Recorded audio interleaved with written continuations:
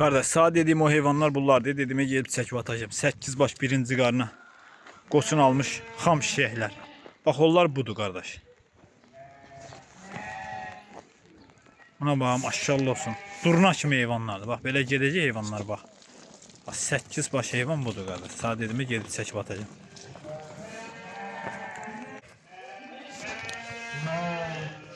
Görsən kardeş bax bu heyvanlardır qadın.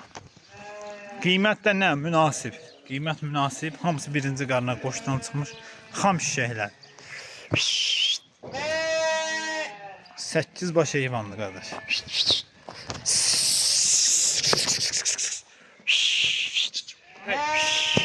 Bunlar da sortdur da.